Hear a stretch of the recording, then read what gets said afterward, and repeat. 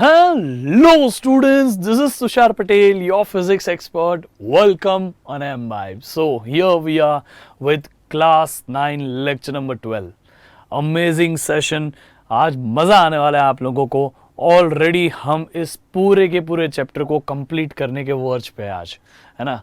हमने ये चैप्टर शुरू किया था कि ग्रेविटी कितनी इम्पॉर्टेंट है, उसके बिना कैसे हमारी लाइफ होती, मतलब लाइफ ही नहीं होती, कैसे हमारे यूनिवर्स फॉर्म हुआ ग्रेविटी की वजह से, कैसे अर्थ सन के आसपास घूम सकता है ग्रेविटी की वजह से, कैसे मून अर्थ के आसपास घूम सकता है ग्रेविटी की वजह से, और भी बहुत सारे इंपॉर्टेंट एस्पेक्ट्स पढ़े हमने कि वाई ग्रेविटेशन इज इंपॉर्टेंट.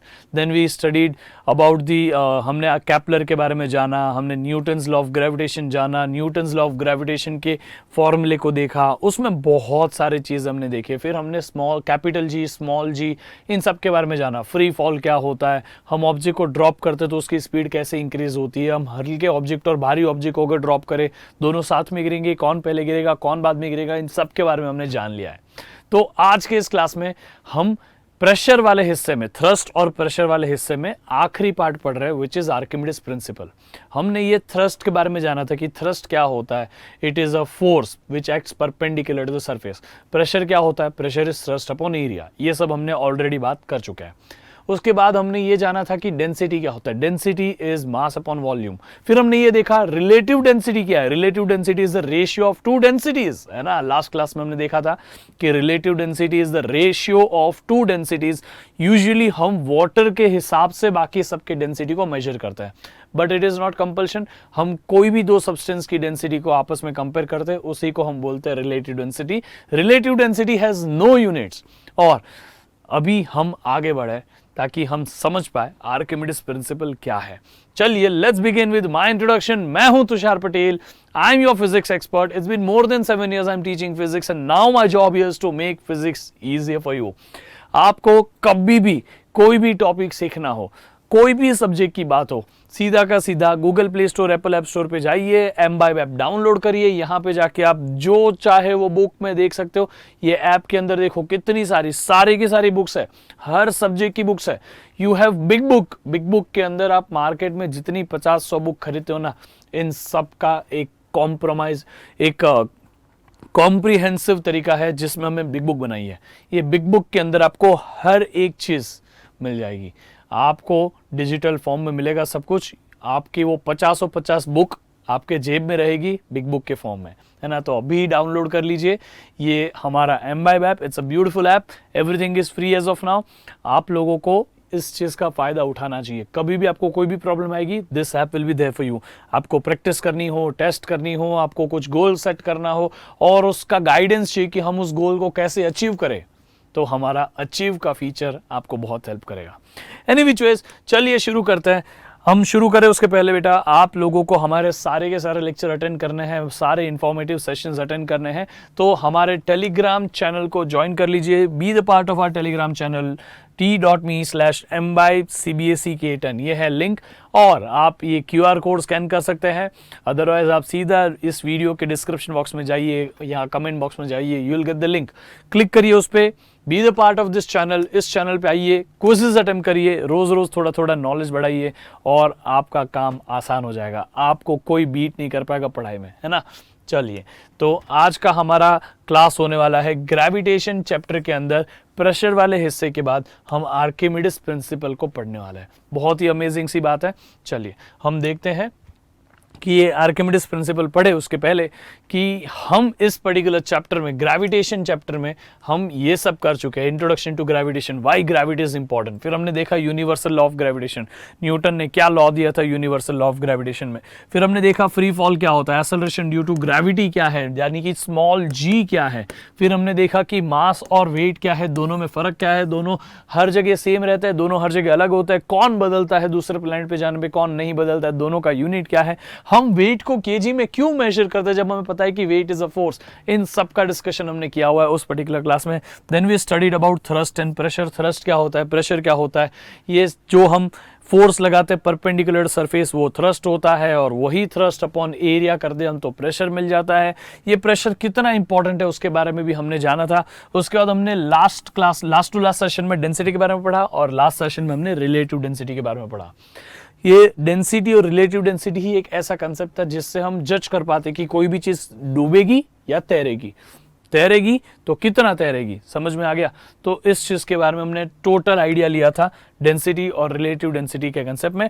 आज हमारा काम होने वाला है आर्किमिडीज प्रिंसिपल को समझे। हम इसको बहुत ही खूबसूरत तरीके से समझने वाले हैं। आर्किमिडीज प्रिंसिपल को एक छोटा सा स्टोरी फॉर्मेट में मैं आपको समझाऊंगा। आपके लिए ये डिफिकल्ट कंसेप्ट जो सबको लगता है ना, बहुत आसान हो जाएगा। एनीवेज, तो चलिए शुरू करते हैं। आर्किमिडीज प्रिंसिपल में हम ये सारे कंसेप्ट्स को कवर करने के लिए आगे बढ़ते हैं। बायनेंसी, आर्किमिडीज प्रिंसिपल और एप्लीकेशंस ऑफ आर्किमिडीज प्रिंसिपल, है ना। ये देखो, ये हमारे कंसेप्ट्स है। अभी एक छोटे से सवाल से इस पर्टिकुलर क्लास को शुरू किया जाए। हमारे पास सबमरीन्स होती है। Can you see the submarines? ये सबमरीन्स है। इनको हम पनडुब्बी बुलाते हैं हिंदी में। एंड विच वे सबमरीन जो होती है पानी के ऊपर भी तैर पाती है, पानी के अंदर भी जा पाती है। वो पानी के ऊपर भी रह पाती है, पानी के अंदर भी जा पाती है, वापस जरूरत पड़े तो ऊपर भी आ जाती है। ऐसा कैसे पॉसिबल है? इस चीज का सवाल का जवाब हम ढूंढने के लिए आगे बढ़ते हैं, है ना। तो how submarines come go down and comes up, how submarines dive and resurface. Dive करना यानी कि डूबना और रीसरफेस करना यानी कि ऊपर आना। तो सबमरीन्स कैसे नीचे उतरती है और कैसे सरफेस पे आती है, इस कंसेप्ट को हमें सीखना है, ठीक है। सो आपको भी जान के ये ताजुब होगा कि हम सबमरीन के अंदर पानी भर देते हैं ताकि सबमरीन नीचे जा पाए और वापस ऊपर भी आ पाए। कैसे? चलो देखते हैं इधर। लुक हियर, सबमरीन्स जो होती है उनमें बहुत सारी खाली जगह होती है ना, काफी सारी खाली जगह होती है, क्योंकि खाली होगा अंदर जगह तभी तो लोग अंदर मूव कर पाएंगे, वरना रहेंगे कैसे। तो ऐसे सबमरीन्स में, जैसे कि आप यहाँ पे एक सबमरीन का 3D मॉडल देख सकते हो, तो ये सबमरीन जो है उसमें बहुत सारी खाली जगह होती है। तो हम क्या करते हैं कि ये सबमरीन के अंदर पानी भर देते हैं। क्या करते हैं बेटा? हम उसके अंदर पानी भर देते हैं। जब पानी अंदर भर देंगे तो सबमरीन क्या हो जाएगी? भारी हो जाएगी ना। सबमरीन क्या हो जाएगी बेटा? भारी हो जाएगी। जैसे ही सबमरीन भारी हो जाती है उसके बाद में हमारा काम आसान हो जाता है। सबमरीन अपने आप डूबना चालू कर देती है। I hope you got this. तो हम सबमरीन के अंदर पानी भर देंगे, फिर वो भरी हुई सबमरीन नीचे डूबेगी, फिर धीरे जैसे हमें ऊपर लानी हम उसको पानी को खाली कर देंगे। देखिए यहाँ पे मैं आपको विजुलाइज कराता हूँ। आपको पता है कि जो भी चीज़ की डेंसिटी पानी से ज़्यादा है वो डूब जाएगी। जो भी चीज़ की डेंसिटी पानी से थोड़ी सी ज़्यादा है, मतलब पानी के कंपेयर में थोड़ी सी ज़्यादा है, तो देखो ऐसे कुछ थोड़े हद तक डूबेगी और फिर यहाँ पे कहीं रुक जाएगी। लेकिन जिस भी चीज़ की डेंसिटी पानी से कम है वो तैरेगी, है ना। तो आप देख सकते हो कि जिसकी डेंसिटी पानी से ज़्यादा है वो डूब जाएगी। पानी के इक्वल डेंसिटी या पानी के ऑलमोस्ट थोड़ी आजू बाजू की डेंसिटी तो डूबेगी थोड़ी, और शायद थोड़ी सी तैर भी सके। बट जिसकी डेंसिटी पानी से कम ही है वो तो डेफिनेटली तैरने वाली है। तो बस यही कंसेप्ट का यूज़ हम करते हैं। हम सबमरीन्स के अंदर पानी भरना चालू कर देते हैं। अब देखिए यहाँ पे सबमरीन्स के अंदर यहाँ पे होते हैं बैलास्ट टैंक। सबमरीन के अंदर होता है बैलास्ट टैंक। ये बैलास्ट टैंक दिखाता हूँ मैं आपको कैसे दिखता है। ये सबमरीन के अंदर आगे और पीछे दो जगह पे बैलास्ट टैंक होते हैं, एक यहाँ और एक यहाँ। ये जो बैलास्ट टैंक है वो खाली होता है। जैसे उसमें हम पानी भरेंगे सबमरीन भारी होती जाएगी, वो नीचे डूब जाएगी। फिर जैसे ही वो हमें जितने हद तक नीचे उसको लेके जानी है उतने हद तक उसमें पानी भरेंगे। जहाँ तक पानी भरो वो उधर तक नीचे जाएगी। हमें अगर उसको रोकना है कि और नीचे ना जाए तो हम उसमें पानी भरना बंद कर देंगे। As simple as that. I hope कि आपको समझा। तो ये सबमरीन्स के अंदर बैलास्ट टैंक होते हैं जहाँ पे हम पानी भर सकते हैं। We fill up the water. पहले अंदर क्या होता है? कुछ नहीं होता, यानी कि हवा होती है। फिर हम जब पानी भर देंगे तो सबमरीन भारी होती जाएगी। जितना आप पानी भरोगे उतनी वो नीचे जाएगी। ज़्यादा पानी भरोगे कम ज़्यादा नीचे जाएगी, कम पानी भरोगे कम नीचे जाएगी। ये कुछ 300 मीटर्स तक नीचे जा सकती है। डू यू अंडरस्टैंड कितना नीचे जा सकती है? तो any which ways concern is की सबमरीन्स में पानी भरने से वो नीचे जाती है। अभी नीचे तो जाती है, ये हमें समझता है, वापस ऊपर कैसे आती है? तो आप जैसे ही इन सबमरीन्स के बैलिस्टिक टैंक में से पानी निकाल दोगे और उसमें हवा भर दोगे। पानी निकालने का तरीका क्या है कि आप उसमें हवा भरते जाओ तो अपने आप पानी निकलेगा। तो जैसे ही आपको उसको ऊपर लेना है तो आपको करना कुछ नहीं है, बहुत सिंपल सा। इन सबमरीन के जो बैलिस्टिक टैंक है आप यहाँ पे देखो बैलिस्टिक टैंक में पानी भरा हुआ है, पानी को निकाल दो, जो ये पानी जैसे ही निकलता जाएगा तो वो ऊपर हो जाएगी। अभी यहाँ पे हम इसका पानी निकालेंगे तो अपने आप ऊपर चलने चालू हो जाएगी। देखिए यहाँ पे वापस आपको दिखेगा पानी भरा हुआ है, पानी खाली करेंगे तो ऊपर जाना चालू हो रही है। Can you see this? है ना अमेजिंग? तो ऊपर जा रही है, पानी खाली होते जा रहा है, हवा भरती जा रही है तो सरफेस पे आ गई। तो दिस इज द वे कि सबमरीन्स जो होती है वो ऊपर और नीचे जा पाती है, डाइव कर पाती है, रीसरफेस कर पाती है। तो ballast tanks are used to increase or decrease the weight of the submarine. As the water in the ballast tank increases, the weight of the ship increases and it sinks. जब उसमें पानी निकाल दोगे तो उसमें हवा भर जाएगी, उसका वेट कम हो जाएगा और सबमरीन अपने आप कहाँ आना चालू हो जाएगी? ऊपर आना चालू हो जाएगी। I hope you got this, this is easy right. तो ये जो हमने देखा कि वजन बढ़ाओ वो चीज़ और डूबेगी, वजन कम करो वो चीज़ ऊपर आएगी, इसी चीज़ को हम आर्किमिडीज के हिसाब से देखते हैं। आर्किमिडीज के हिसाब से देखने जाए तो मैं आपको छोटा सा इलस्ट्रेशन यहाँ पे दिखाता हूँ। आप देखिए ये ब्लॉक है, वुडन ब्लॉक है, यहाँ पे पानी का कंटेनर है। इस पानी के कंटेनर के अंदर यहाँ तक पानी भरा हुआ है, ठीक है। अब मैं क्या करूँगा, इस पानी के कंटेनर के अंदर ये ब्लॉक को डुबा दूंगा।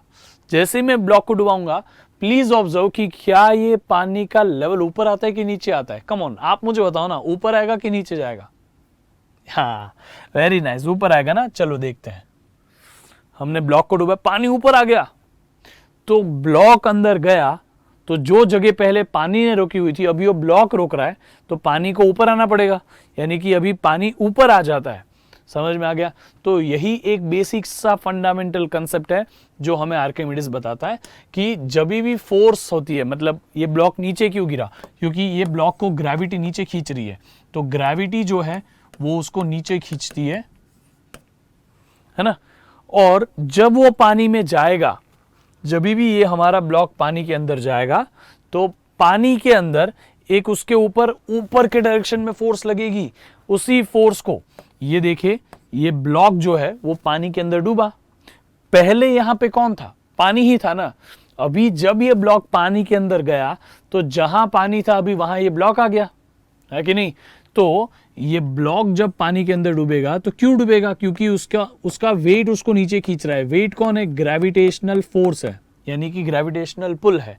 जैसे ही वो पानी के अंदर चला गया, पानी उसको ऊपर धक्का मारने की पूरी कोशिश करता है, क्योंकि हर तरीके से उसके ऊपर पानी का कांटेक्ट है। देखो, है ना, हर जगह से उसको पानी का कांटेक्ट है। इसी वजह से इसके ऊपर अपवर्ड डायरेक्शन में एक फोर्स लगती है। इसी फोर्स को हम बोलते हैं बायंसी। तो आप एफ बी लिख सकते हो, यानी कि आप सिंपल सा स्मॉल एफ लिख लो, कोई प्रॉब्लम नहीं है। आप एफ बी भी लिख सकते हो, बायंसी। तो force due to gravitational force of attraction due to the earth, gravitational force due to attraction due to the earth acts on a block and block moves downward, है ना, क्योंकि वो force ही downward है तो block भी कहाँ move करेगा? Downward move करेगा। फिर जब हम वाटर के अंदर चले जाएंगे ब्लॉक को लेके, तो उस ब्लॉक के ऊपर अपवर्ड डायरेक्शन में एक फोर्स लगेगा। The water exerts upward force on the block, so the block is pushed upward, यानी कि ग्रेविटी नीचे पुश करेगी और वाटर उसको ऊपर पुश करेगा। वाटर को रहने देना था ना, उसमें ब्लॉक आ गया तो वाटर क्या करेगा? ब्लॉक को ऊपर पुश करने की ट्राई करेगा, होल्ड करने की ट्राई करेगा उसको। समझ में आ गया? The upward force exerted by the water on the block is also known as upthrust. इसको हम क्या बुलाते हैं? अपथ्रस्ट। फोर्स लगना, ब्लॉक के सरफेस से परपेंडिकुलर फोर्स लगना, इसलिए थ्रस्ट, और ऊपर के डायरेक्शन में इसलिए अपथ्रस्ट। समझ में आ गया? ये रहा ब्लॉक का सरफेस, तो पानी उसके ऊपर ऐसे फोर्स लगाता है रिजल्टेंट, तो ये सरफेस से फोर्स हमारी परपेंडिकुलर है, इसीलिए थ्रस्ट हो गया। Perpendicular force is always called as thrust, क्योंकि ये अपवर्ड डायरेक्शन में, इसलिए अप थ्रस्ट। समझ में आ गया? तो थ्रस्ट और अप थ्रस्ट में सिर्फ इतना सा फर्क है कि अप थ्रस्ट हमेशा कैसी होगी बेटा? वो हमेशा अप होगी, या तो हम इसको बाइंड फोर्स भी कहते हैं। समझ में आ गया? आप उसको बाइंड फोर्स बोल दो या फिर अप थ्रस्ट बोल दो, it is the same thing. तो हर एक ऑब्जेक्ट जब पानी में डूबता है तब उसके ऊपर हमेशा हमेशा हमेशा ये अप थ्रस्ट लगता है। समझ में आ गया? जब भी आप पानी में जाओगे तो आपके ऊपर भी अप थ्रस्ट लगेगा। पानी कोशिश करेगा कि आपको ऊपर ही रखे, लेकिन उसकी एक लिमिट होती है कि ये अप थ्रस्ट कितना लग पाता है, उसके ऊपर डिपेंड करता है कि कब तक पानी आपको ऊपर के डायरेक्शन में होल्ड कर पाएगा। समझ में आ गया? तो बहुत आसान है। तो ये जो हमने देखा उसको ही हम बुलाते हैं बायंसी। तो चलिए देखते हैं कि ये जो हमने बायंसी के बारे में पढ़ा वो फोर्स का नेचर कैसा होता है। तो वापस सेम एग्जांपल को लेते हैं कि ये पर्टिकुलर एग्जांपल में ये ब्लॉक नीचे गिरा, किसकी वजह से नीचे गिरा था? तो आपको पता है कि उसके वेट की वजह से नीचे गिरा था। Weight of what? Weight of block की वजह से। जब ये वेट ऑफ ब्लॉक की वजह से नीचे गिरा तो इसको अभी ऊपर तैरा के कौन रख रहा है? चाहता तो ये नीचे चले जाता, बट बाकी का जो लिक्विड है, यही तो लिक्विड उस ब्लॉक को ऊपर पुश करके रख रहा है कि नहीं? तो वो लिक्विड कौन सा फोर्स लगाता है? वो लिक्विड लगाता है बायंड फोर्स। तो इस पर्टिकुलर ब्लॉक के ऊपर, on this particular block when it goes inside the liquid, इस पर्टिकुलर ब्लॉक पे एक फोर्स लग रही है which is weight of block, और ऊपर के डायरेक्शन में एक फोर्स लग रही है विच इज बायंसी। इतना तो हमने जान लिया। अभी इस बायंसी की वैल्यू क्या होती है, कैसे डिसाइड की जाती है, आपको बताता हूं।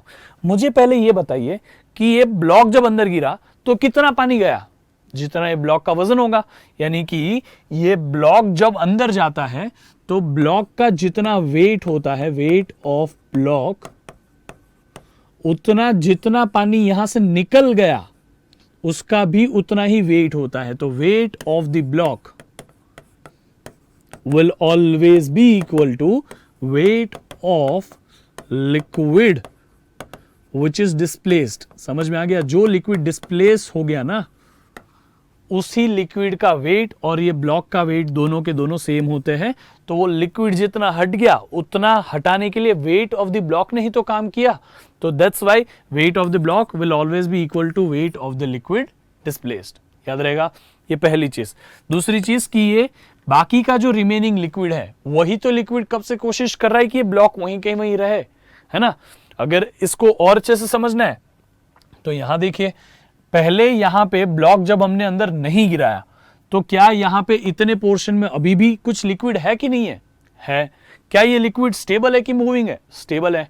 जब ये लिक्विड स्टेबल है तो उस लिक्विड का भी तो कुछ वजन है कि नहीं है?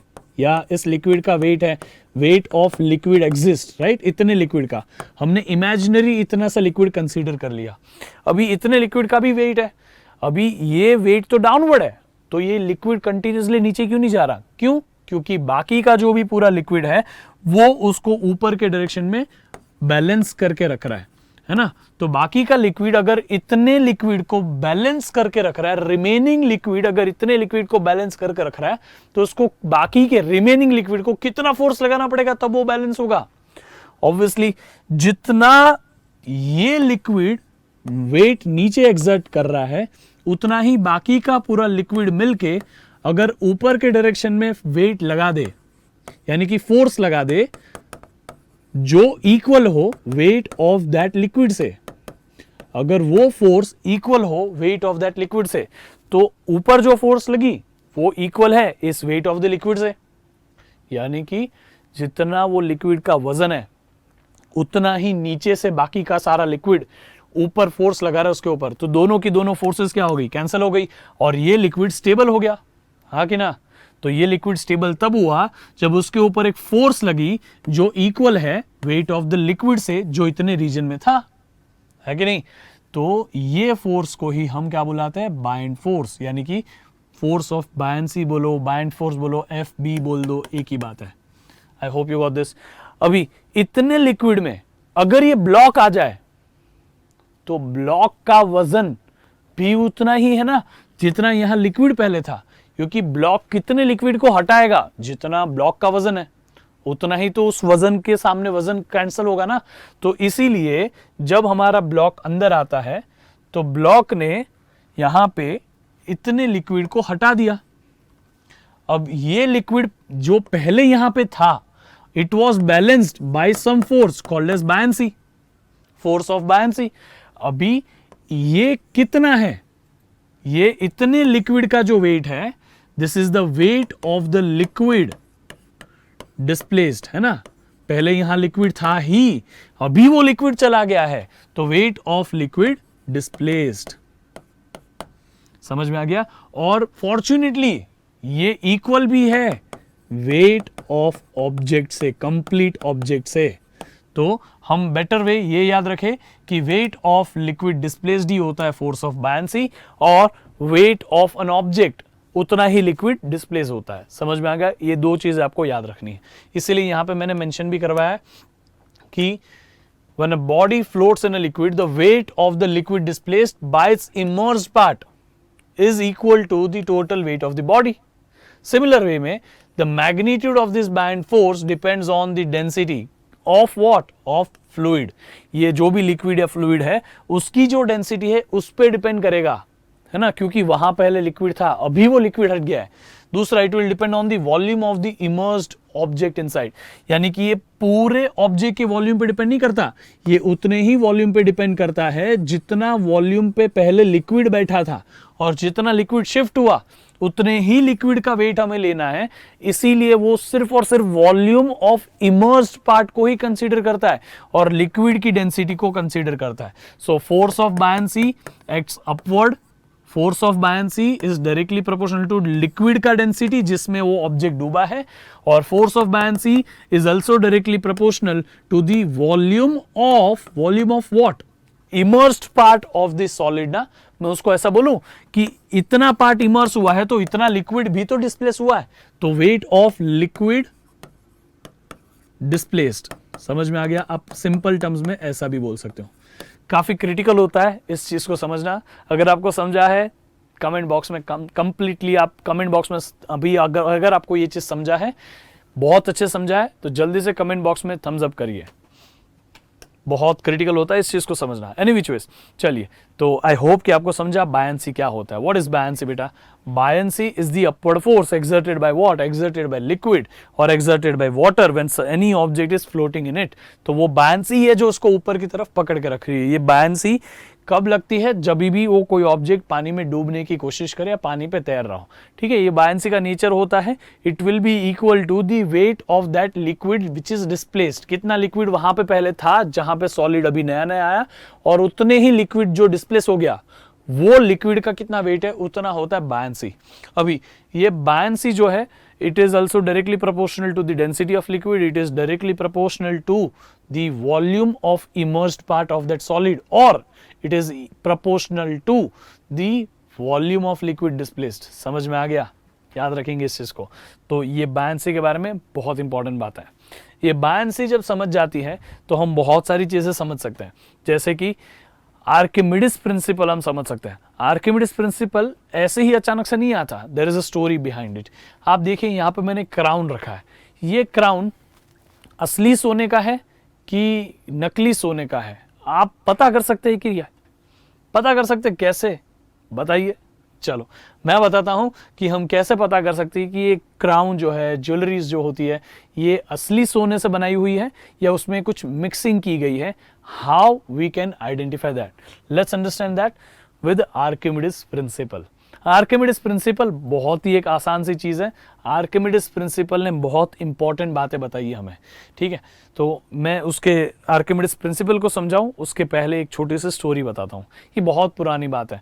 इटली की एक शहर था, उसके अंदर ना, इटली का एक शहर है जिसके यहाँ पे किंग था। किंग ने अपने एक सोनार को दिया हुआ था गोल्ड का एक गोल्ड बार दिया हुआ था, और उसने बोला कि लो ये गोल्ड बार लो, मुझे एक अच्छा सा क्राउन बना के दो। जब वो सोनार ने क्राउन बना के वापस लाया तो वो किंग को डाउट हो गया कि ये जो क्राउन है, मुझे लगता नहीं है कि पूरा का पूरा प्योर गोल्ड से बना हुआ है, मुझे लग रहा है कि सोनार ने कोई चोरी की है, इसमें कुछ दूसरी मेटल्स मिक्स कर दिए। अब सोचो, सोने और चांदी के प्राइस में डिफरेंस है, सोने और कॉपर की प्राइस में डिफरेंस है। अगर सोना थोड़ा सा बचा के उसमें उतना कॉपर मिक्स कर दिया जाए तो भी सोने का कलर बदलेगा नहीं। तो बस उसी चीज को लेके वो किंग को डाउट था कि ये जो मैंने सोनार को पूरा गोल्ड का पूरे गोल्ड का बार दिया था, बिस्किट दिया था, उस गोल्ड बार को क्या उसने 100% यूटिलाइज करके मेरे लिए क्राउन बनाया या फिर उसने कुछ चोरी की है? तो इसीलिए उस राजा ने आर्किमिडीज को ये काम दिया। He was a bright mind at that time. तो आर्किमिडीज को ये काम दिया गया कि पता करो कि क्या ये क्राउन जो बना है वो 100% प्योर गोल्ड से बना है कि नहीं बना है। तो आर्किमिडीज के ऊपर जिम्मेदारी आ गई। आर्किमिडीज ने काफी दिमाग लगाया, बहुत सोचा, पर पता है आपको आंसर कैसे आया? ये देखिए क्राउन्स, ऑब्वियसली क्राउन्स जो होते थे, राजा के मुकुट होते थे, उनको उसके ऊपर बहुत प्राउड फील होता था। उनको चाहिए था कि उनके ग्राउंड में, उनके जो क्राउन है उसमें कोई भी भीड़, उसमें कोई भी मिक्सिंग ना की जाए, उसमें कोई भी चोरी ना हो। तो उस पर्टिकुलर राजा ने आर्किमिडीज को बोला कि भाई मुझे पता करके दो कि ये क्राउन जो है वो ओरिजिनल गोल्ड का बना है कि नहीं बना है। तो आर्किमिडीज बहुत दिमाग लगाया, पर एक दिन जब वो नहा रहे थे, तब वो जैसे ही बाथ टब में गए तो उन्होंने देखा जैसे ही वो पूरे भरे हुए बाथ टब में जाते हो उसमें से कुछ पानी बाहर निकल जाता है, और आर्किमिडीज चिल्लाने लगे यूरेका यूरेका यूरेका, यानी कि मिरेकल मिरेकल मिरेकल। क्यों? क्योंकि आर्किमिडीज को यहां पे एक चीज ये पता चली कि जितना उनका वजन है या जितना उनका वॉल्यूम है ना, अंदर जैसे ही वो जाएंगे उतना ही पानी बाहर निकल जाएगा। जितनी जगह वो रोकते हैं उतनी ही जगह में जो पानी था अभी वही बाहर निकलने वाला है। As simple as that. समझ में आ गया? तो यूरेका यूरेका इसलिए चिल्लाने लगे कि अगर मैं गोल्ड को डुबोता हूं, जहां पे प्योर गोल्ड को डुबाऊं और क्राउन को डुबाऊं, दोनों का सेम वेट ले लूं और दोनों को पानी में डुबा दूं, तो कौन ऊपर रहेगा कौन नीचे रहेगा ऐसा पता चल जाएगा। कैसे? मैं आपको समझाता हूं ना, देखो इधर। तो आर्किमिडीज ने ये डिफरेंशिएट करने के लिए एक तरीका बनाया। उसने क्या किया? बहुत सिंपल सा काम किया। उसको ये पानी में जब नहाने गया तो पता चला कि जितना जगह मैं रोक रहा हूं ना उतना ही पानी तो बाहर निकल रहा है। यानी कि कितना पानी बाहर निकल रहा है वो बता सकता है कि मेरा वेट कितना है या मैं कितनी जगह रोक रहा हूं। चलो, उससे हम डेंसिटी निकाल सकते हैं। सोचो, मास पता हो, वॉल्यूम पता हो, डेंसिटी निकाल सकते हैं। तो हम पानी के अंदर अगर जाए तो जितना पानी बाहर निकले उस पानी का जो वॉल्यूम होगा, है ना, उतना ही तो हमने उसको पानी को खाली किया है। समझ गए कि नहीं? तो इस पर्टिकुलर कंसेप्ट के हिसाब से हम अगर देखें तो आर्किमिडीज जैसे ही ये भरे हुए बाथ टब के अंदर जाते हैं, देखिएगा जरा, आर्किमिडीज अभी भरे हुए, देखो पानी का लेवल ऊपर आ गया। अभी जैसे ही वो डूबेंगे पानी जितनी जगह उन्होंने रोकी उतना ही पानी बाहर आ गया, है कि नहीं? तो इसी चीज के ऊपर आर्किमिडीज को क्लिक हुआ कि क्यों ना यही एक्सपेरिमेंट को ट्राई किया जाए। तो आर्किमिडीज चिल्ला चिल्ला के आया यूरेका यूरेका। आर्किमिडीज को समझ गया कि कैसे पता करना है कि हमें कितना गोल्ड यूज करना है। देखो, आर्किमिडीज चिल्ला चिल्ला के राज दरबार में गए और उन्होंने बता दिया राजा को कि भाई मेरे को समझ गया है कि क्या करना है क्या नहीं करना है। उन्होंने पता कर लिया था वो तरीका। He realized that the volume of the water displaced must be equal to the volume of the object put inside the water regardless of its shape. उनको पता चल चुका कि जितना उसमें पानी में वो चीज जाएगी उतने पानी को वो बाहर निकाल लेगा।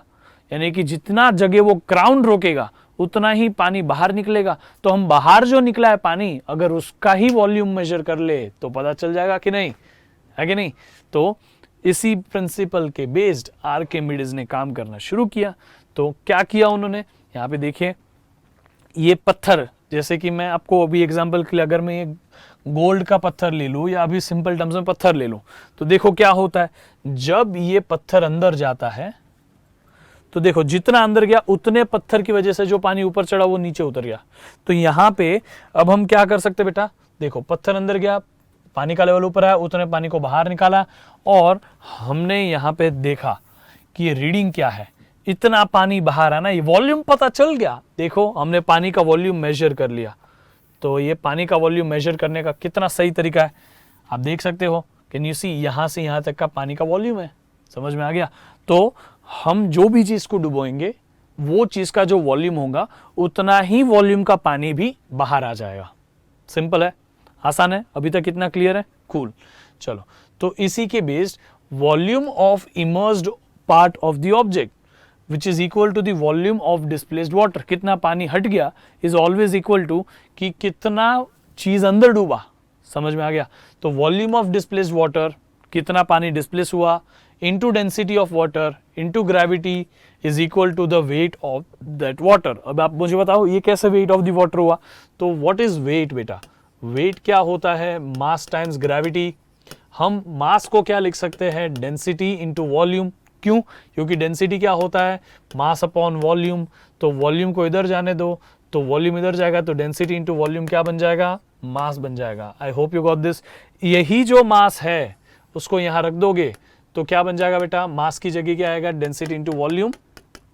तो हम यहाँ पे डेंसिटी इंटू वॉल्यूम रखेंगे और ग्रेविटी रख देंगे। Simple as that. तो रो वी जी। अब वॉल्यूम किसका? जितना लिक्विड डिस्प्लेस्ड हुआ।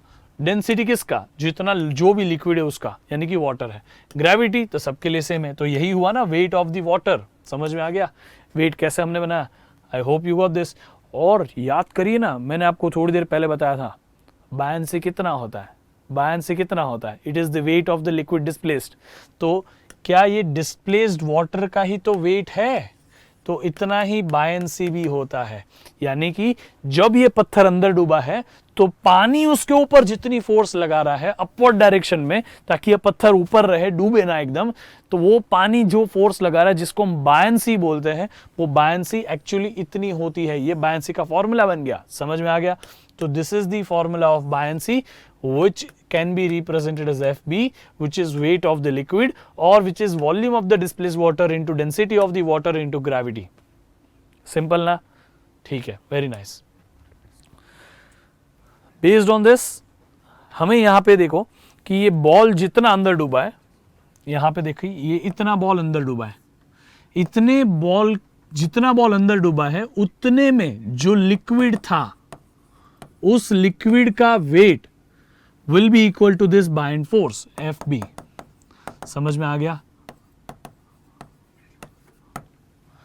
As simple as that. नीचे कौन सी फोर्स लग रही है? Obviously weight of what?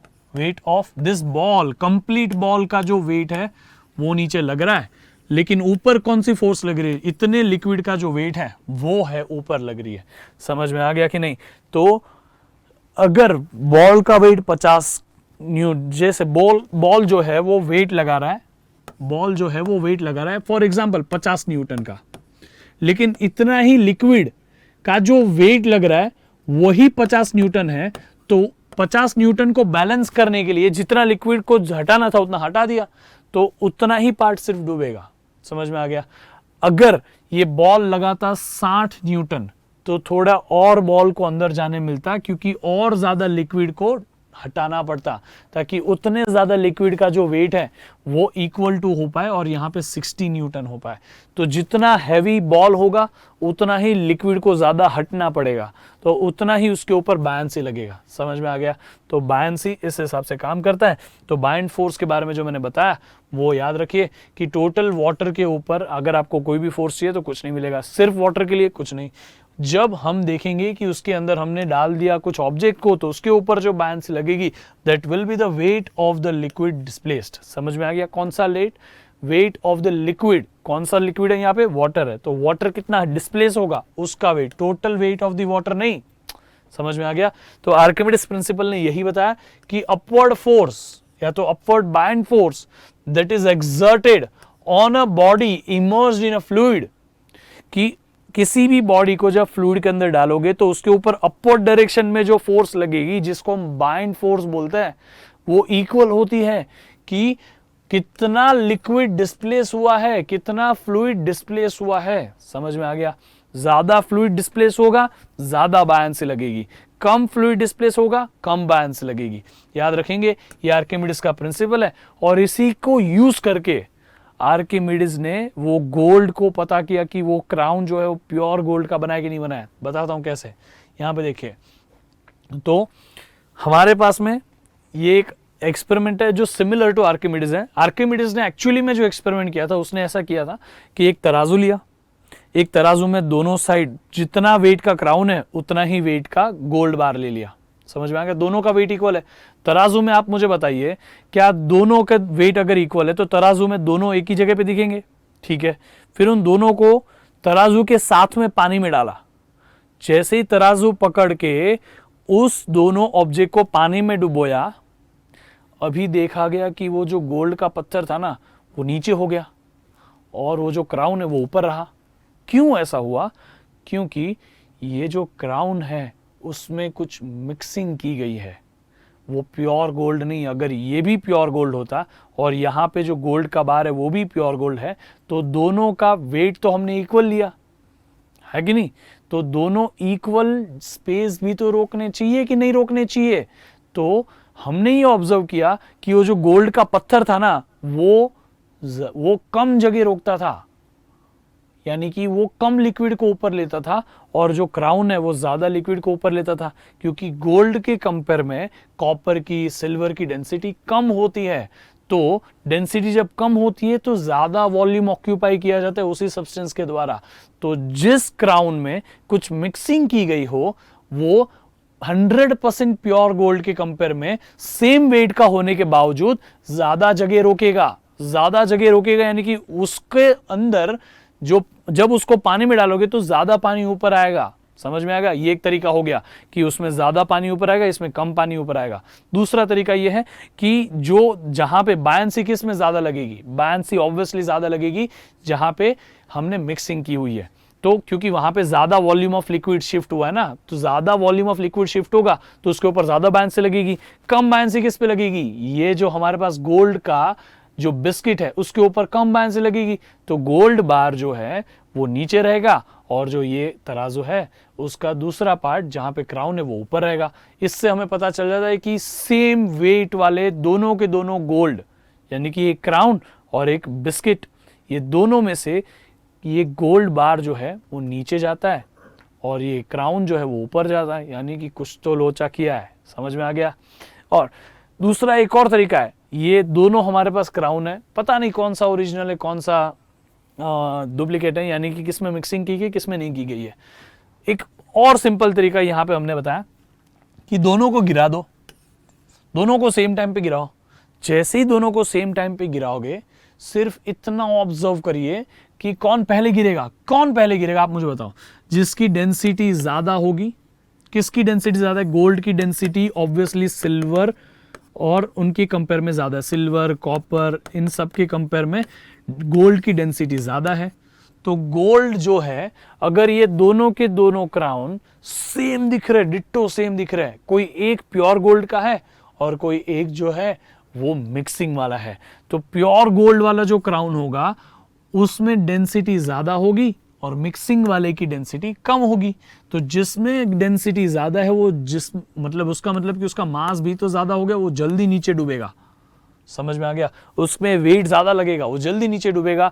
और जिसमें मिक्सिंग होगा ना, उसकी डेंसिटी कम होगी। डेंसिटी कम यानी कि उसका वेट कम, वो धीरे धीरे नीचे डूबेगा। लेट्स सी, दोनों सेम वॉल्यूम ऑक्यूपाई कर रहे हैं, दोनों एग्जैक्टली आइडेंटिकल लग रहे हैं, बट बात यह है कि कौन पहले डूबेगा उसको देखते हैं। लेट्स सी, देख रहे हो, ये पहुंच गया, अभी तक ये जा रहा है। Can you see? वापस इसको देखते हैं। Let's play it again.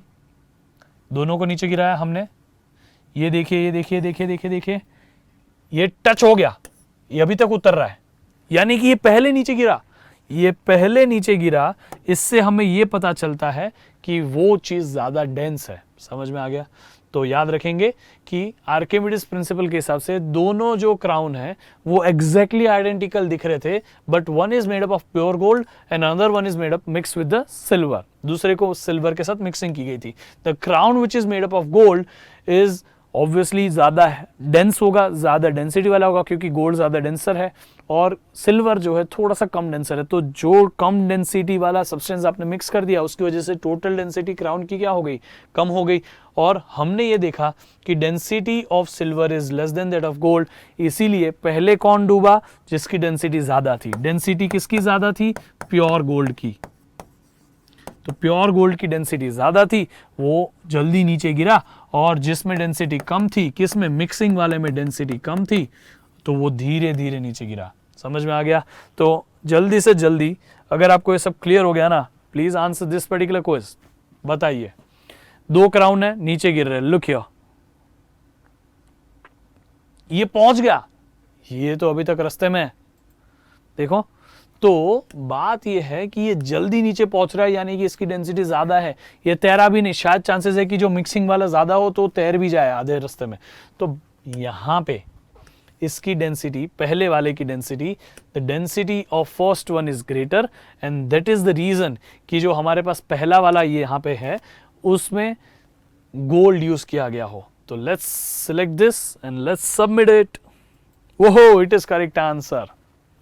समझा कि नहीं किस तरह से हुआ ये?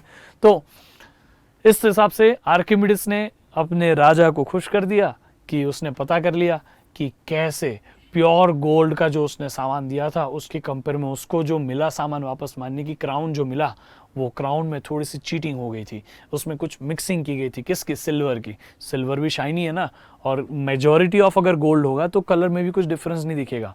तो हमारे आर्किमिडीज ने इसी तरह सोनार की चोरी को पकड़ लिया और राजा के सामने सच बता दिया। तभी से हम इस चीज को मानते हैं आर्किमिडीज प्रिंसिपल। आर्किमिडीज प्रिंसिपल काफी सिंपल सा था। आर्किमिडीज प्रिंसिपल के हिसाब से जो भी चीज हम पानी में डुबोते हैं वो कितना वॉल्यूम को डिस्प्लेस करता है, उतने ही वॉल्यूम के लिक्विड के वेट के इक्विवेलेंट फोर्स अपवर्ड डायरेक्शन में लगता है। यानी कि उस फोर्स को हम बोलते हैं buoyant force, force of buoyancy. ये जो फोर्स ऑफ बायंसी है, it is always equal to the weight of the liquid which is displaced. आपको उसके लिए मैं फॉर्मूला भी अभी बता दूं। बायंसी का फॉर्मूला है the weight of displaced liquid, ऐसा लिख रहा हूं, ठीक है। Weight of displaced liquid which is also equal to density of water, volume of displaced liquid into gravity. इसीलिए देखो हमने थोड़ी देर पहले पढ़ा था कि buoyancy is directly proportional to density of water और density of liquid and volume of that emerged part, यानी कि volume of that displaced liquid. समझ में आ गया? तो आप याद रखिएगा कि अगर मैं यहाँ पे लिक्विड ले रहा हूं तो ये भी क्या होगा, दूसरा वाला भी क्या होगा, लिक्विड ही होगा। यहाँ पे डेंसिटी ऑफ हम क्या रखेंगे, लिक्विड रख देंगे, तो डेंसिटी ऑफ लिक्विड। तो force of buoyancy is equal to weight of the displaced liquid which is equal to density of the liquid into volume of the displaced liquid into gravity. This is the formula of buoyancy. समझ में आ गया? और ये हमें Archimedes ने बताया। Archimedes की स्टोरी काफी अच्छी थी। अभी हम और भी कोई हमारे पास एप्लीकेशंस है क्या? Do we have any other applications of Archimedes? क्या इतना ही था? नहीं, बहुत सारे एप्लीकेशन है। चलिए मैं आपको बताता हूं कि और कौन से एप्लीकेशन है कि हम कहां आर्किमिडीज को यूज करते हैं, आर्किमिडीज के प्रिंसिपल को यूज करते हैं। So let's begin with the application part of Archimedes principal. सबसे पहला जो प्रिंसिपल आर्किमिडीज का है उसका एप्लीकेशन हम जान चुके हैं, सबमरीन वाला, कि सबमरीन के अंदर बैलिस्टिक टैंक होते हैं, बैलास्ट टैंक होते हैं। इन बैलास्ट टैंक जो होते हैं उनके अंदर पानी भरा जाता है, सबमरीन नीचे जाती है, वो हैवी हो जाती है इसलिए क्योंकि उस सबमरीन का वेट ज़्यादा हो गया ना, वो नीचे जाएगी। फिर जब तुम्हें सबमरीन को ऊपर लेना हो तो उस टैंक में अंदर से पानी निकाल दो और अपने आप सबमरीन ऊपर उड़ना चालू हो जाएगी। क्यों? क्योंकि वहां पे सबमरीन उस पानी के कंपेयर में हल्की हो रही है, पानी की जगह पे यहाँ पे हवा भर चुकी, इसलिए सबमरीन धीरे धीरे ऊपर आना भी चालू कर देती है। ये जो बैलास्ट टैंक है उसको खाली कर दोगे तो अपने आप सबमरीन ऊपर आ जाएगी। और देखो ये बैलास्ट टैंक जो है ना वो आगे और पीछे दोनों जगह है। अगर सिर्फ और सिर्फ सोचिए, सिर्फ और सिर्फ ये बैलास्ट टैंक आगे के डायरेक्शन में होते, सिर्फ आगे होते, तो ऊपर आते वक्त सबमरीन ऐसे आती, नीचे जाते वक्त सबमरीन ऐसे जाती। क्योंकि दोनों जगह है, आगे और पीछे दोनों जगह बैलास्ट टैंक होने की वजह से सबमरीन ऐसे जाती है नीचे, थोड़ा सा टिल्ट करके ऊपर आते, थोड़ा सा टिल्ट करके नीचे जाती है। अगर ये सिर्फ और सिर्फ आगे होता ना तो सबमरीन पूरा ऐसे नीचे उतरता और ऐसे ऊपर चढ़ता और वापस उसको स्टेबिलिटी दिलाने में डिफिकल्टी होती। तो ऐसे आगे पीछे या मल्टीपल बैलास्ट टैंक होने की वजह से ये सबमरीन को बैलेंस भी मिलता है। समझ में आ गया कि आर्किमिडीज प्रिंसिपल कितना यूजफुल है यहाँ पे? समझ में आ गया कि नहीं? बहुत आसान है। चलो अगला प्रिंसिपल देखते हैं। तो अगला एप्लीकेशन देखते हैं। ये जो इतनी बड़ी बड़ी बोट्स होती है, इतनी बड़ी बड़ी शिप्स होती है, जो भी हो उन सबको बैलेंस करने का काम आर्किमिडीज प्रिंसिपल के हिसाब से किया जाता है कि कौन से रीजन में कितना वेट रख सकते हैं ताकि उसकी वजह से हमारी शिप जो है वो बैलेंस्ड रहे, एक साइड से डूबी हुई दूसरे साइड से ऊपर नीचे ऐसा ना हो। तो ये बैलेंसिंग का काम भी आर्किमिडीज प्रिंसिपल के हिसाब से ही किया जाता है। समझ में आ गया? सिमिलर वे में हम एक इंस्ट्रूमेंट यूज करते हैं जिसको बोलते हैं hydrometer. Hydrometer is a device which measures the density of the liquid. Liquid कितना डेंस है उसको मेजर करता है। तो आप यहाँ पे देख सकते हो कि अगर ये डिवाइस को मैंने दोनों लिक्विड में डुबोया तो यहाँ पे देखो, ये देखो कम डूबा, यहाँ पे ज्यादा डूबा। ज्यादा डूबा यानी कि लिक्विड हल्का है, लिक्विड लो डेंसिटी वाला है। और यहाँ पे कम डूबा यानी कि लिक्विड भारी है, लिक्विड अपने अंदर आने नहीं दे रहा है वो सब्सटेंस को, यानी कि यहाँ डेंसिटी ज्यादा है। सिंपल है। तो इस पर्टिकुलर डिवाइस को हम बुलाते हैं हाइड्रोमीटर। हाइड्रो यानी कि कोई भी लिक्विड जैसा चीज़, यूजुअली हाइड्रो हम पानी के लिए रेफर करते हैं, बट हाँ यहाँ पे कोई भी लिक्विड का डेंसिटी कितना है उसको मेजर करने के लिए हम उसके अंदर ये डिवाइस को डाल देते हैं। तो वो कितना डूबेगा वो हमें समझा पाएगा कि उसकी डेंसिटी कितनी है, मतलब कैसी है, ज़्यादा है कम है। तो अभी काफ़ी बार हम जब बाथ टब में बाथ लेते हैं तो हम उस पर्टिकुलर टब में नमक डाल सकते हैं। This is a different salt obviously. तो ये बाथ सॉल्ट्स जो आते हैं वो अगर हम डालें बाथ टब के अंदर तो उसकी वजह से पानी की डेंसिटी बढ़ जाती है। क्या हो जाता है बेटा? पानी की डेंसिटी बढ़ जाती है। तो सॉल्टेड वाटर जो होता है, सॉल्टेड वाटर में सॉल्टेड वाटर की डेंसिटी ज़्यादा होती है। जब ज़्यादा सॉल्ट डालोगे तो डेंसिटी ज़्यादा होगी वाटर की, और जब उसमें हम जाएंगे तो हमें वो डेंस वाटर इतना अंदर नहीं आने देगा। जब हमें इतना अंदर डूबने नहीं देगा तो हम थोड़ा रिलैक्स फील करेंगे, क्योंकि सॉल्टेड वाटर हम पे ज़्यादा फोर्स लगा रहा है, क्योंकि वो ज़्यादा डेंस है। आप मुझे बताइए बायंसी क्या होती है? अगर हम पानी के अंदर गए तो हमारे ऊपर भी तो बायंसी लगेगी। कहाँ लगेगी? अपवर्ड डायरेक्शन में लगेगी। क्या बायंसी डायरेक्टली प्रोपोर्शनल है कि नहीं डेंसिटी ऑफ लिक्विड से? तो डेंसिटी ऑफ लिक्विड बढ़ा दो, यानी कि डेंसिटी ऑफ वाटर, अगर वाटर की डेंसिटी बढ़ानी है तो उसमें सॉल्ट डाल दो। तो जैसे ही उसमें सॉल्ट डालोगे उसकी डेंसिटी बढ़ जाएगी, उसकी डेंसिटी बढ़ने से बायंसी ज्यादा हो जाएगी, आपके ऊपर अपर डायरेक्शन में फोर्स ज्यादा लगेगी, आपको ज्यादा रिलैक्स फील होगा, आप हल्के लगोगे। क्यों? क्योंकि पानी आपके ऊपर ज्यादा फोर्स लगा रही है, पानी आपको ऊपर पकड़ के रख रही है। समझ में आ गया? तो सॉल्टेड वाटर में आपको हल्का फील होता है क्योंकि बायंसी बढ़ जाती है as we increase the density of water. समझ में आ गया? सिमिलर बेसिस पे there is a real kind of water we have on earth. हमारे पास में ये डेड सी है। डेड सी के अंदर आप आराम से पूरा एकदम आराम से तैर सकते हो। आप डूबोगे नहीं, कुछ भी कर लो आप डूबोगे नहीं, पानी जस्ट मुंह में नहीं जाना चाहिए। बाकी आप ये डेड सी के अंदर कभी डूब के नहीं मरोगे। क्यों ऐसा? क्योंकि ये सॉल्टेड वाटर है। डेड सी के अंदर बहुत ज्यादा अमाउंट में सॉल्ट है, इतना ज्यादा सॉल्ट है कि इसकी वजह से डेंसिटी बहुत बहुत बहुत बढ़ जाती है पानी की। जब पानी की डेंसिटी इतनी बढ़ जाती है तो फोर्स ऑफ बायंसी भी बहुत बढ़ जाएगी, आपको ज्यादा बायंसी लगेगी, यानी कि आपका वेट जो है उसके कंपेयर में आप पे बायंसी ज्यादा होगी, तो आपका वेट कभी पानी पे हावी नहीं होगा, आप कभी डूबोगे नहीं, बायंसी हमेशा आपको ऊपर पकड़ के रखेगी। याद रखेंगे? तो बहुत आसान सा चीज है, ठीक है। अभी based on this please answer this particular question. आपको यहाँ पे बताना है कि अगर हमारे पास 3 एग है, एक ये और एक ये, तीनों एग में से कौन सबसे फ्रेश है और कौन जो है वो पुराना एग है, ओल्ड एग कौन है और फ्रेश एग कौन है। As the egg ages air enters its shell, its density decreases. ये हमें हिंट दी हुई है। समझ में आ गया? सो बोला है कि फ्रेश एग इज, तो हमें बोला है the density of a fresh egg is high. Density किसकी ज्यादा है? हाई है फ्रेश एग की। तो फ्रेश एग जो है उसकी डेंसिटी ज्यादा है, तो उसकी डेंसिटी ज्यादा है तो ज्यादा डूबेगा, है ना। जब वो एग पुराना होते जाता है, क्योंकि एग का जो ऊपर का कवच होता है वो थोड़ा सा पोरस होता है, एग का जो सबसे ऊपर का जो लेयर होता है वो पोरस होता है, उसके अंदर हवा जाके बैठ जाती है। तो हवा जब अंदर जाके बैठ जाएगी तो अंदर की डेंसिटी कम हो जाएगी, क्योंकि अभी अंदर हवा भी है। तो ये डेंसिटी कम होने की वजह से वो चीज़ इतनी डूब नहीं पाती। तो इससे हमें समझता है कि फ्रेश एग जो है वो ज़्यादा डूबता है, जो पुराना एग होता है वो कम डूबता है। समझ में आ गया? हमें क्या पूछा है? Click on the glass that contains the newest egg. इनमें से न्यूएस्ट ये होगा क्योंकि सबसे ज़्यादा डूबा है तो सबसे ज़्यादा डेंस होगा, इसके अंदर बहुत कम से कम हवा गई होगी। ठीक है, लेट्स सबमिट दिस। वो हो, इट इज करेक्ट आंसर, है ना। तो याद रखेंगे, the egg sinks to the bottom and lays off on the surface if it is fresh। अगर वो पुराना एग है तो वो फ्लोट करेगा, क्योंकि उस एग के अंदर ज्यादा हवा भर गई है तो बहुत पुराना है, उसको यूजुअली यूज मत करो। All because of air enters the egg with the time and reduces its density. Simple. चलो, समझा कि नहीं? आर्किमिडीज प्रिंसिपल बहुत आसान है, बहुत यूजफुल है। हमने देखा कि कैसे आर्किमिडीज प्रिंसिपल सबमरीन्स को भी ऊपर नीचे लेके जाने में हेल्प करता है, शिप्स को भी स्टेबल रखने में मदद करता है। हमने देखा कि सॉलिड और लिक्विड की डेंसिटी मेजर करने में कैसे आर्किमिडीज प्रिंसिपल को यूज किया जाता है। हमने देखा कि बाथ टब में अंदर जब हम सॉल्ट डाल देंगे तो हम हल्का फील करेंगे, हम रिलैक्स्ड फील करेंगे, और डेड सी के अंदर भी सॉल्टेड अमाउंट ऑफ वाटर ज्यादा है, इसीलिए सॉल्ट का अमाउंट ज्यादा है उस वाटर में, इसीलिए हम वहां पे आराम से फ्लोट कर देते हैं। फ्रेश एग कौन सा है, ओल्ड एग कौन सा है, वो भी हम आर्किमिडीज के प्रिंसिपल से यूज कर सकते हैं। इसके अलावा क्या आपको पता है कोई दूसरा आर्किमिडीज का प्रिंसिपल का एप्लीकेशन?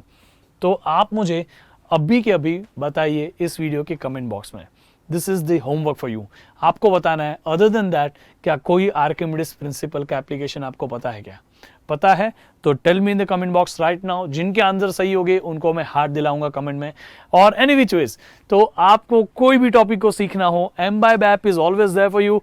एमबाइब ऐप एक ऐसा ऐप है जहां पे आपकी हर एक प्रॉब्लम का सोल्यूशन होगा। You will have explainer videos, you will have practice sessions, you will have test, आप जितनी चाहो उतनी दे सकते हो। हमारा आर्टिफिशियल इंटेलिजेंस आपके लिए प्रॉपर नई टेस्ट डिजाइन करता है every time you want to attempt it. आपकी अगर स्कूल में, ट्यूशन में कोई टेस्ट है 4 दिन बाद, 5 दिन बाद, कल परसों, आप एक गोल सेट कर सकते हो कि हाँ आपको ये चीज पढ़नी है। तो हमारा अचीव जो फीचर है, अचीव नाम का जो फीचर है, उस अचीव में जाके आप अपना गोल सेट करिए। हमारा अचीव फीचर आपको अभी का आपका प्रिपरेशन लेवल, उस पर्टिकुलर टेस्ट देने के लिए जो प्रिपरेशन लेवल चाहिए वहां तक पहुंचाने में हेल्प करता है। हमारा ऐप आपको गाइड करता है because our app uses artificial intelligence. समझ में आ गया? तो आपकी पढ़ाई कभी रुकती नहीं, आपको कभी मेंटर की कमी महसूस नहीं होती, बिकॉज आपके जेब में ही हमारा मेंटर बैठा है। अभी फोन उठाइए, डाउनलोड करिए Embibe app, link is given in description box. जो चाहे वो बुक्स ओपन करिए, जो चाहे वो टॉपिक की प्रैक्टिस करिए, टेस्ट दीजिए, आपके लिए सब कुछ फ्री में अवेलेबल है। और हमारे सारे के सारे सेशन को रोज देखने के लिए, रेगुलरली देखने के लिए हमारा टेलीग्राम चैनल ज्वाइन कर लीजिए। रोज छोटी छोटी क्विजेस भी डालता है, अटेम्प्ट करिए उन क्विजेस को। इंफॉर्मेटिव शॉर्ट्स भी डालता है, उन शॉर्ट्स को भी देखिए और अपना नॉलेज बढ़ाइए। Link is given here t.me/imbibecbsek10। आप ये QR कोड स्कैन कर सकते हो, otherwise link is given in description box ना। And here we are done with this session and this complete chapter. हमने पूरा ग्रेविटेशन एकदम डिटेल में किया हुआ है। अगर आपका कोई भी हिस्सा मिस हो चुका है ना, इसकी प्लेलिस्ट आपको डिस्क्रिप्शन बॉक्स में मिल जाएगी। अभी के अभी पूरा का पूरा चैप्टर सीखो। अमेजिंग तरीके से सिखा है, इतना डेप्थ में गए हमने, 12 लेक्चर लगा दिए। सोचिए ग्रेविटेशन, क्लास 9 के ग्रेविटेशन को सीखने के लिए। डू यू अंडरस्टैंड कि मैंने उसमें कितने एफर्ट्स पुटअप किए आपके लिए? आपकी भी जिम्मेदारी बनती है कि इतने ही डेप्थ में समझे ताकि आपको कोई कंसेप्ट में बीट ना कर पाए। एनी विच वेज, चलिए सीखना चालू करिए। इस वीडियो को लाइक करिए, इस चैनल को सब्सक्राइब करिए, कमेंट बॉक्स में कमेंट करके बताइए कि क्या ये चैप्टर आपका फेवरेट बना के नहीं। और टिल देन कीप एम्बाइबिंग।